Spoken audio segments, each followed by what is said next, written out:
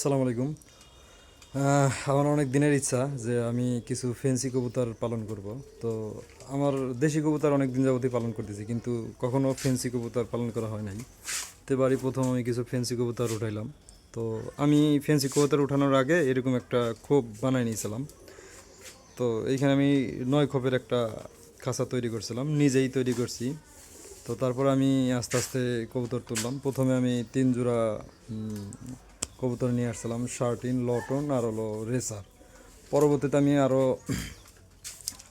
গতকালকে আরও কিছু কবুতর নিয়ে আসি। তার মধ্যে এই যে এখানে আছে লক্ষা, এইটা রানিং, আর এইটার বাচ্চা হলো এই যে এই দুইটা।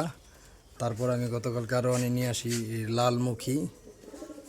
তারপরে আমার এখানে আছে লটন, তারপরে এখানে আছে শার্টিন, এরপরে এখানে আরও একটা মুখী আছে, এটা আমি সিঙ্গেল পাইছি। তারপরে এইখানে আছে কালো রেসার, তারপরে এখানে আছে আপনার সাদা রেসার, এরপরে এখানে আছে আমার গিরিবাস। তো আলহামদুলিল্লাহ আমার এই খোপটা পুরোপুরি আমি প্রায় কমপ্লিট করে ফেলছি কবুতর দিয়ে। তো আনার পর আমি কিছুটা সমস্যার মধ্যে পড়ছিলাম, যেটা হলো যে আমার কিছু কবুতর ঠান্ডাজনিত সমস্যায় ভুগতেছিল।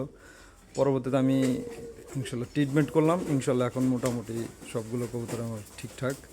তো আপনারা দোয়া করবেন আমি যেন একজন সফল খামারি হতে পারি, এবং আমার মতো যারা এরকম অনেকে হয়তো স্বপ্ন নিয়ে বসে আছেন, স্বপ্ন পূরণ করতে পারতেছেন না, তো পরবর্তীতে আমি যেন তাদেরকে আমার সহযোগিতা করার মাধ্যমে তাদের স্বপ্নগুলোও পূরণ করতে পারি।